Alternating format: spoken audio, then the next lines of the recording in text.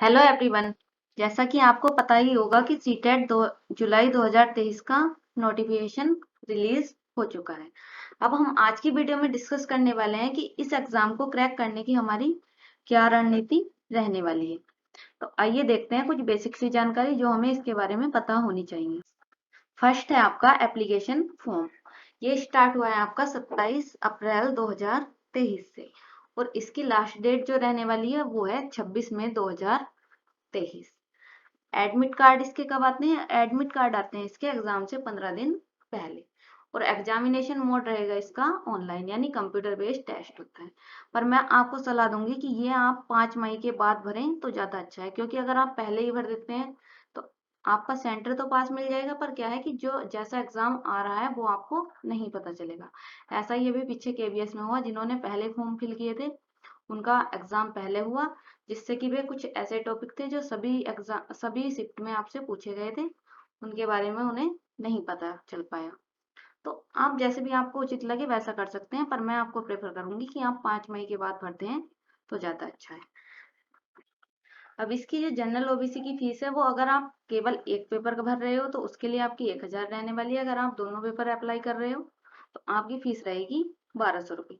SC SC candidate जो है उनके लिए एक पेपर अगर वो फिल कर रहे हैं तो उसके लिए रहेगी 500 रुपये, और दोनों भरते हैं तो वो रहेगी 600 रुपये। यह आपका पेपर 2 शिफ्ट में होता है, फर्स्ट शिफ्ट और सेकंड शिफ्ट। फर्स्ट शिफ्ट रहेगी आपकी 9:30 से, सुबह 9:30 से 12 बजे तक, यानी 2.5 घंटे का आपका पेपर रहने वाला है। और सेकंड शिफ्ट रहेगी 2:30 से 5। तो ये होती है इसकी टाइमिंग। मैं आपको प्रेफर करूंगी कि अगर आप दोनों पेपर भरें तो ज्यादा अच्छा है, क्योंकि दोनों पेपर एक ही दिन रहने वाले हैं और ऐसा नहीं है कि आपको एक्स्ट्रा खर्च लग रहा है, या बस ये बशर्ते ये है कि आपको 2.5 घंटे का टाइम एक्स्ट्रा देना होगा। अब देख लेते हैं कि इसका सब्जेक्ट कौन कौन से हैं, कितने क्वेश्चन आते हैं, इन सब चीजों को डिस्कस करते हैं। तो इसमें आता है आपका first subject child development plus उसकी पैडा। ये आती है आपके 30 क्वेश्चन होते हैं और 30 ही मार्क्स के होते हैं। लैंग्वेज फर्स्ट में आप हिंदी इंग्लिश जो भी आपकी इच्छा हो वो ले सकते हैं। इसके भी आपके 30 क्वेश्चन रहने वाले हैं और 30 ही मार्क्स के रहेंगे। थर्ड है आपका लैंग्वेज सेकंड, जिसमें आप हिंदी इंग्लिश संस्कृत जो भी आप पसंद करते हो उसे ले सकते हैं। ये भी आपके 30 क्वेश्चन आएंगे इसके और 30 ही मार्क्स के रहेंगे। नेक्स्ट है मैथमेटिक्स। मैथमेटिक्स के भी आपके 30 क्वेश्चन रहेंगे और ये भी आपके 30 मार्क्स के ही रहने वाले हैं। सेम यही रहेगा ईवीएस में, 30 क्वेश्चन 30 मार्क्स, यानी टोटल जो क्वेश्चन होंगे वो होंगे आपके 150 क्वेश्चन 150 मार्क्स के। यानी हम कह सकते हैं 150 क्वेश्चन 150 मार्क्स और 150 ही आपको मिनट मिलने वाले हैं, यानी 2.5 घंटे का आपके पास टाइम रहने वाला है। अब हम देख लेते हैं कि हमारा फोकस किन किन सब्जेक्ट पर होना चाहिए। देखिए इसमें जो आपका मेन फोकस रहना चाहिए वो रहना चाहिए हिंदी, संस्कृत और पैडा।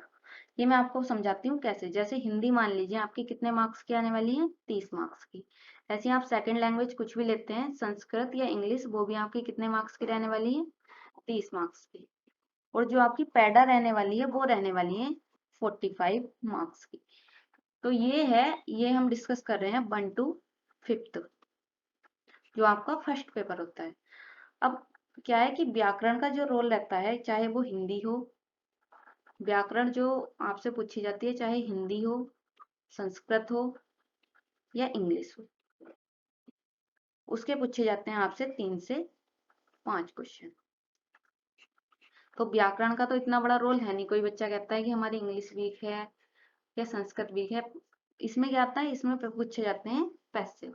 और गद्यांश पद्यांश से भी अगर कोई बच्चा क्वेश्चन गलत कर रहा है तो वह सीटेट में अच्छा स्कोर नहीं कर सकता। तो अगर आप इसमें अच्छा स्कोर करते हैं तो आपके 30 ये और 45 ये, तो ये हो रहे हैं आपके टोटल 105 मार्क्स।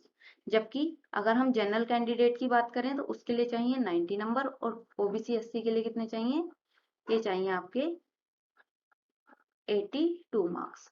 तो अगर आप 15 क्वेश्चन भी गलत करते हो इसमें से, तब भी आपका क्या है, सीटेट क्लियर हो रहा है। पर हमें क्लियर नहीं करना, हमें अच्छे मार्क्स लेने हैं।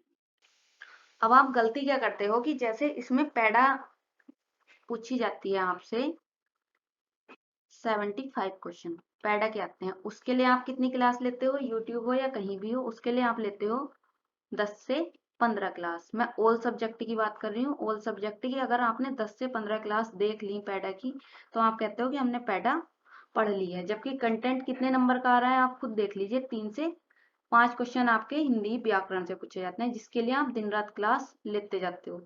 तभी आप क्या है कि अच्छा स्कोर नहीं कर पा रहे हैं। तो मैं आपको प्रीफर करूंगी कि आप पैडा की तैयारी अच्छे से कीजिए।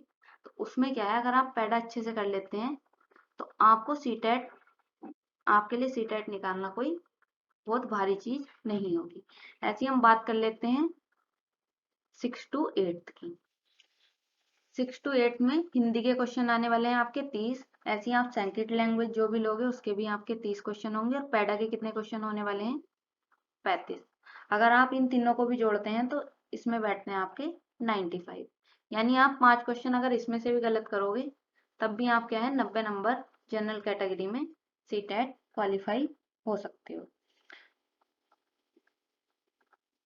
अब आप इस पेपर में क्या गलती करते हो, जैसे मान लीजिए एसएसटी है। एसएसटी आपकी 60 मार्क्स की आती है, यानी 40 और 20। 20 में इसमें क्या है पैडा, इसके लिए आप लेते हो मुश्किल से 3 या 4 क्लास। और इसके लिए हिस्ट्री, पॉलिटी, ज्योग्राफी, इकोनॉमिक्स अपने आप में इतने बड़े सब्जेक्ट हैं कि आप क्या है अगर इनकी 50-60 क्लास भी ले लेते हो तो आपके ये कवर नहीं होंगे। पर अगर आप 20 नंबर के लिए 50-60 क्लास ले लेते हो तो मैं मानती हूँ कि ये 20 में से 20 नंबर आप ला सकते हो, वो भी बड़े आराम से। ये तो हुई एसएसटी की बात। ऐसी जो बच्चे साइंस वाले हैं, गणित व विज्ञान वाले, उनका भी सेम यही है। उसमें 20 क्वेश्चन आपके रहने वाले हैं मैथ्स के, 20 साइंस के और 20 पैडा के। यहाँ भी आपकी क्या है अच्छी खासी पैडा देखी जा रही है। मैथ की आप कितनी क्लास लेते हो? जिसे ना देखो वो मैथ पढ़ने में लगा हुआ है। पर मैथ ऐसा नहीं है कि अगर आपको मैथ नहीं आता है तो आप सीटेट क्वालिफाई नहीं कर सकते हैं। बशर्ते आपको क्या है एक स्मार्ट वर्क की जरूरत होती है, जिससे कि आप की रणनीति ऐसी होनी चाहिए जिससे आप कम समय में क्वालिफाई कर पाए। और मैं आपको एक बात बताती हूँ कि सीटेट का मेन जो सिलेबस होता है वो होता है 25 दिन का। 25 दिन में आप सीटेट अगर किसी बच्चे ने अच्छे से पढ़ लिया, पर बशर्ते उसकी रणनीति ऐसी होनी चाहिए, उसे ये पता हो कि क्या पढ़ना है क्या नहीं पढ़ना है। सारी चीजों को कभी पढ़ने वाला कोई भी अच्छे नंबर नहीं ला सकता। पैडा के साथ साथ और आपको क्या करना है, प्रीवियस ईयर क्वेश्चन पेपर। आप कोई भी ऐसी बुक लो जिसके लिए क्या है उसमें एक्सप्लेनेशन दी गई हो। यानी प्रैक्टिस सेट आपको ऐसा लेना है जिसमें एक्सप्लेनेशन दी गई हो। अगर आप सेल्फ स्टडी करते हैं तो अच्छी बात है। अगर आपको कहीं से भी ऐसा है कि पैटर्न नहीं मिल पा रही है तो आपको क्या है प्रीवियस ईयर क्वेश्चन पेपर को ध्यान से पढ़ना है, जिससे अगर आप उसे ध्यान से पढ़ लेते हैं तो आपको किसी कोर्स की या किसी अलग से कहीं से पढ़ने की जरूरत नहीं होगी। क्योंकि 90 क्वेश्चन ऐसे होते हैं किसी भी पेपर में जो प्रीवियस ईयर क्वेश्चन पेपर से ही मिल जाते हैं। अगर आप ये सोचते हैं कि डिक्टो क्वेश्चन मिले तो ऐसा नहीं होगा, पर अगर आपने उसे अच्छे से समझ लिया है तो आपके लिए 90 क्वेश्चन करना कोई भारी चीज नहीं। अब मैं आपको बताऊंगी कि बाल विकास और शिक्षा शास्त्र के ऐसे टॉपिक जो आपको नहीं छोड़ने चाहिए। फर्स्ट है आपका विकास की अवधारणा। ये टॉपिक आपको अच्छे से पढ़ना चाहिए। नेक्स्ट है अभिप्रेरणा, प्याजे, वाइगोस्की और कोहलबर्ग। अधिगम, NCF 2005। New education policy 2020। CCE बाल केंद्रित शिक्षा, टीएलएम। सतत व व्यापक मूल्यांकन। अधिगम, अक्षमता, भाषा कौशल, अभिव्यक्ति की क्षमता। और नेक्स्ट है विशिष्ट बालक व व्यक्तिगत भिन्नता। अगर आप इस तरह से तैयारी करते हो जिस तरह से मैंने आपको बताई है तो आपका स्कोर 130 प्लस जाने से कोई नहीं रोक सकता। अगर आप खुद से कंटेंट तैयार नहीं कर सकते, आपको क्या करना है जो ये टॉपिक है इनका कंटेंट अपने आप से तैयार करना है। अगर आप खुद से कंटेंट तैयार नहीं कर सकते तो आप एडुकैक्स ऐप को डाउनलोड कर लीजिए। उसके लिए जहां तक भी आप हमारे से संभव होगा हम आपकी पूरी पूरी सहायता करेंगे। आज के लिए धन्यवाद, मिलते हैं नेक्स्ट वीडियो में।